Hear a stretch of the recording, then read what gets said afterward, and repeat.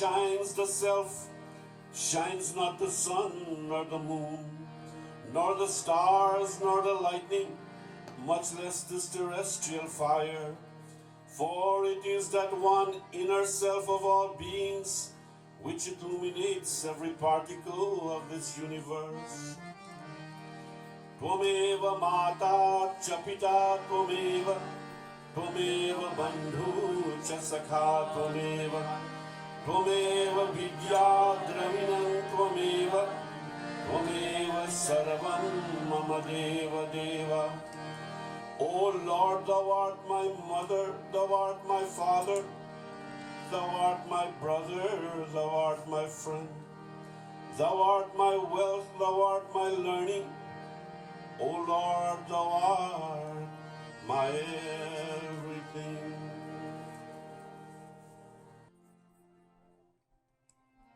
The New York Hindu Milan Mandir has been always very, very kind to us, very, very accommodating. And indeed, when I come here, I feel like I'm at home. Uncle Vic and all the people here have been very, very, welcoming and hospitable. When you come here, they look at you and they smile. Tulsidas ji said that if you were to go somewhere and the people don't welcome you with a smile, he says, don't go there. Even if gold falls as rain, don't go there. And they smile from the heart. And Uncle Vic, I would like to thank you for this, granting us permission to be here and to share with you these reminiscences and these few thoughts on Bhagavad Gita. I want also to thank Sangeet Samaj.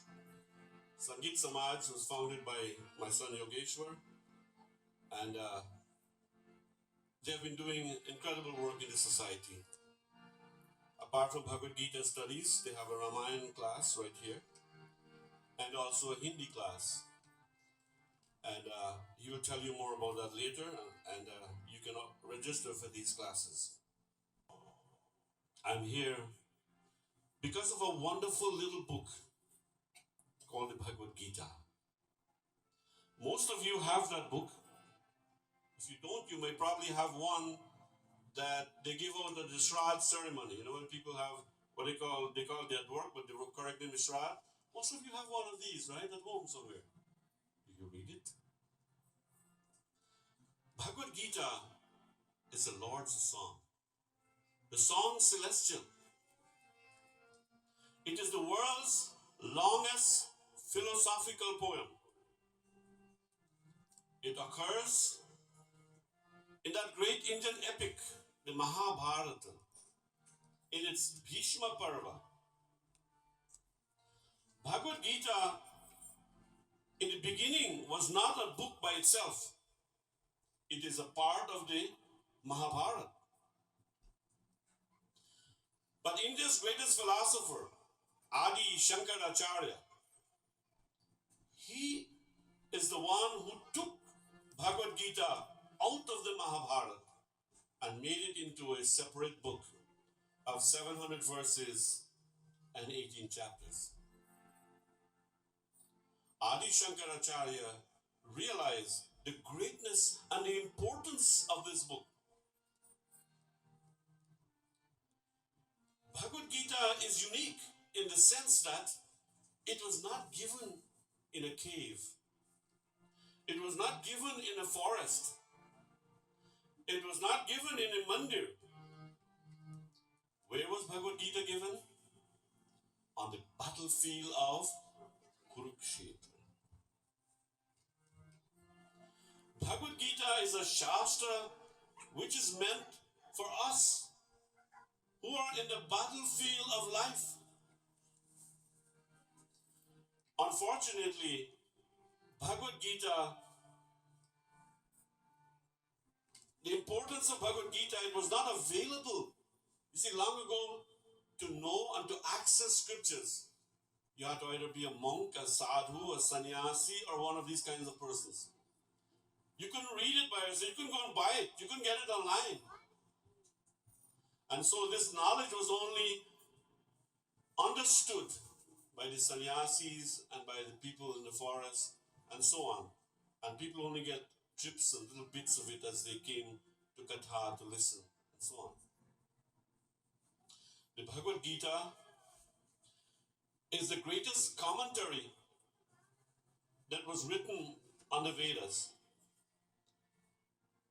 There is a slok which tells us, Sarvopanishado Gao Dogdha Gopal Anandanaha Partho Vatsaha Sudhir Bhokta Dugdham Gitamritam Mahata. That if you take all the Upanishads and you make them into one cow,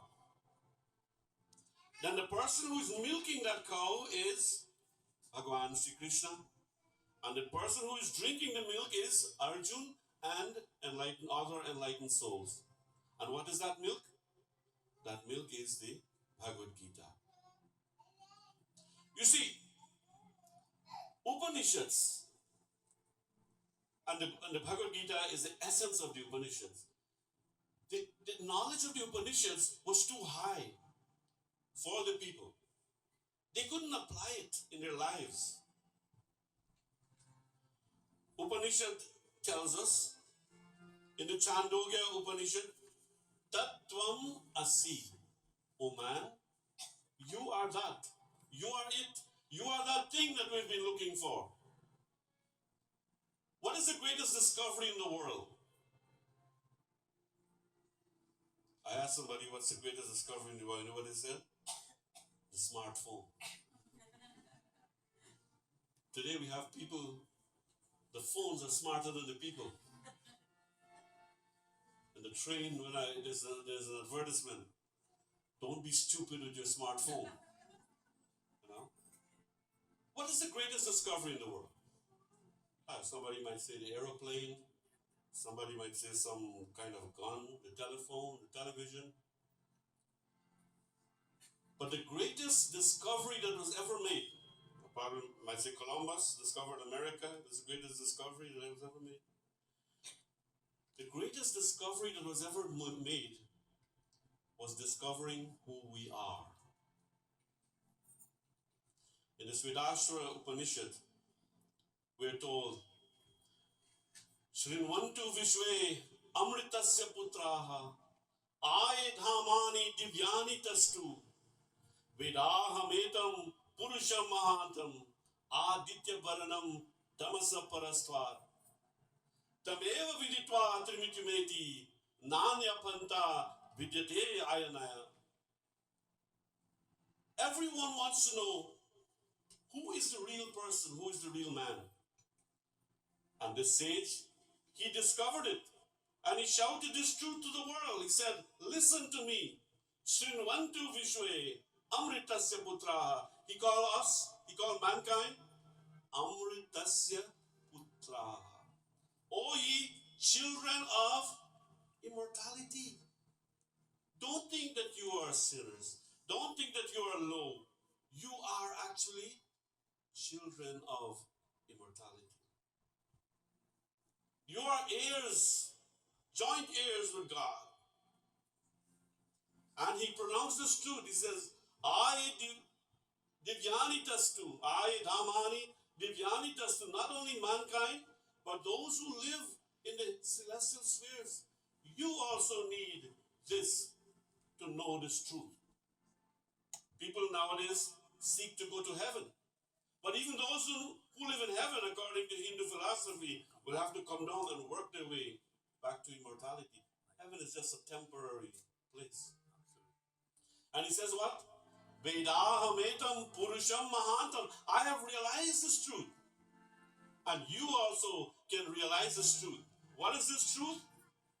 The real man, the real you is shining like the sun. Aditya Varanam, Tamasa Parastha, beyond all darkness. And then he says,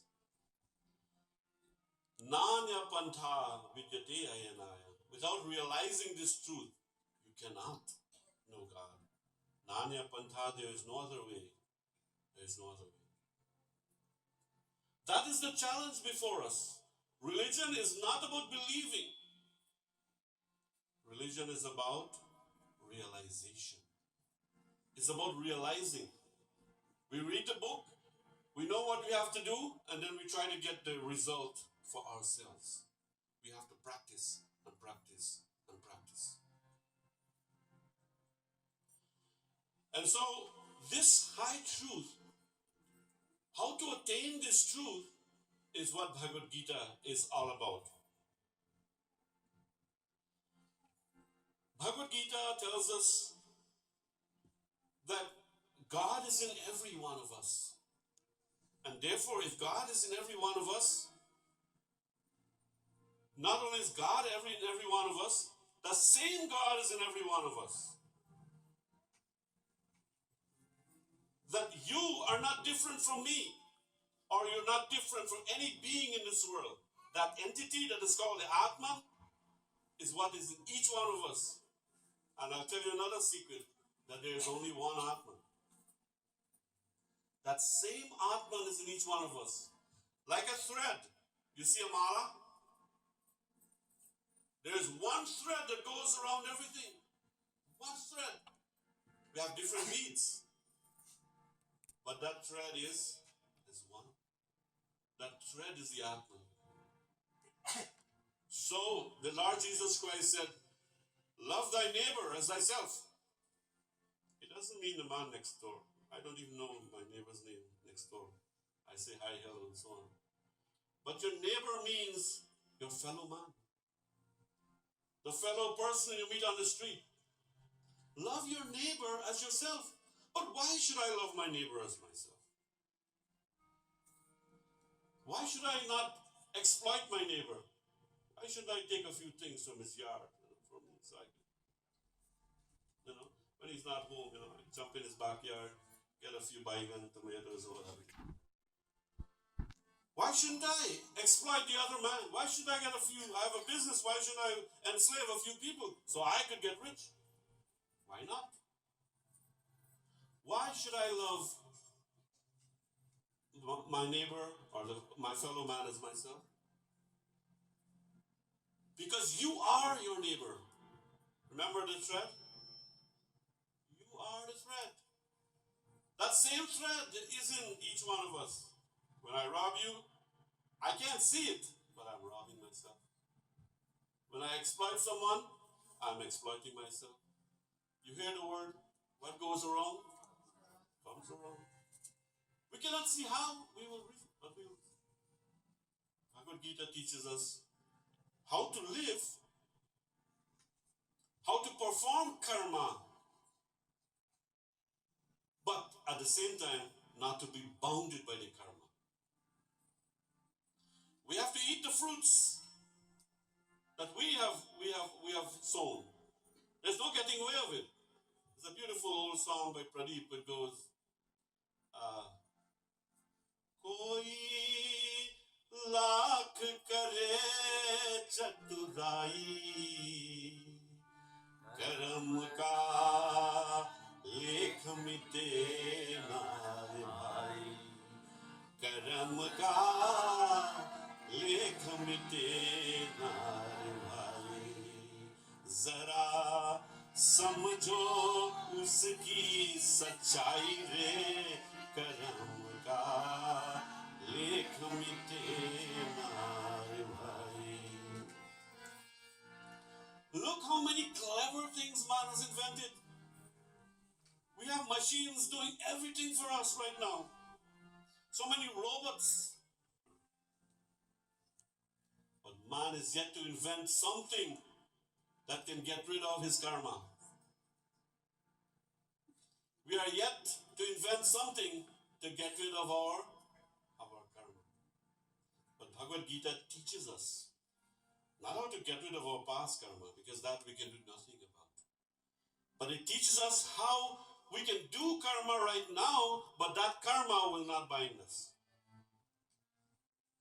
And that is what we need.